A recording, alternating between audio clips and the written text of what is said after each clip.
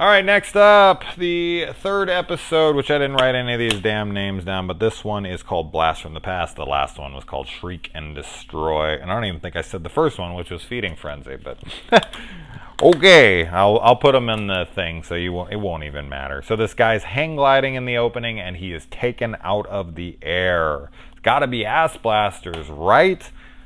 Well, let's see. So I love that the Jeep drives into town. And it has half of, like, they watch the Jeep driving into town and there's no one behind the wheel. And they're like, what the hell? And they finally go in and there's a half a body. This show's actually fairly gruesome. I was surprised in places. I was like, oh, wow, okay, there's some decent gore. Okay, there's blood, there's this and that. And I was like, oh, wow, okay, interesting. I wasn't expecting it from this show, but yeah, totally. We find out that El Blanco is sterile, which I think we found out in part 3, but I did not remember that. So he cannot become a shrieker, and you know he does not. He's not going to metamorphosize anymore. He's done. And I love when they're on the radio, and I think it's Rosalita talking to Bert, but she's like, "All right, Robert," and he's like, "It's Roger, not Robert."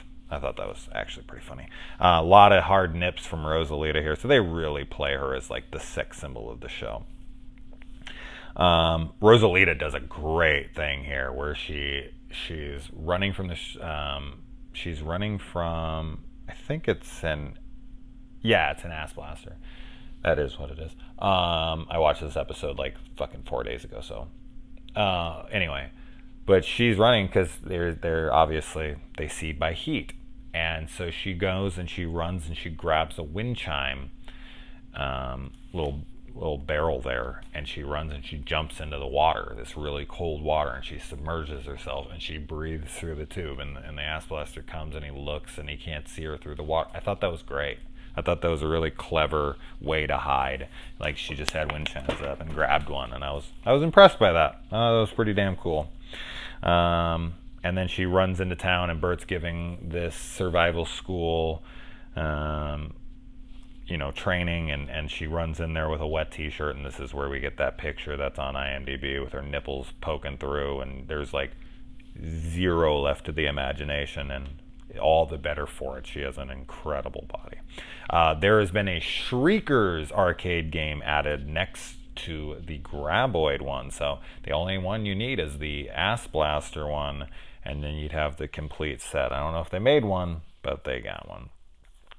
And then they find out, that's right, this is the episode where they find out that the Ass Blaster that's in town is the one that they sold to Siegfried and Roy, except for in this show, I don't know if this was a rights issue, but as far as my memory serves me, they straight up said Siegfried and Roy in the third one, and because she sold that, Nancy sold it to them to put Mindy through school, and that's where Mindy is in the show. She's in college. That's why she's gone, is because she used the money for the Ass Blaster to send her to school.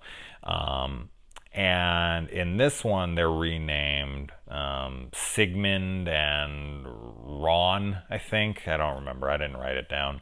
But it was pretty cool that it's the Ass Blaster from 3. And, it's worth a lot of money, so they're not allowed to kill it. They need to trap it. And I like that Nancy actually feels responsibility here, because she's the one that sold it when Bert was telling her to kill it.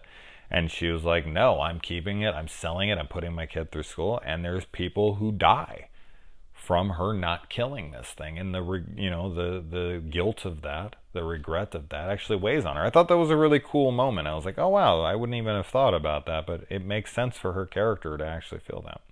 And then the Ass Blaster has been fed gourmet food, so it doesn't even want to really touch anything but that.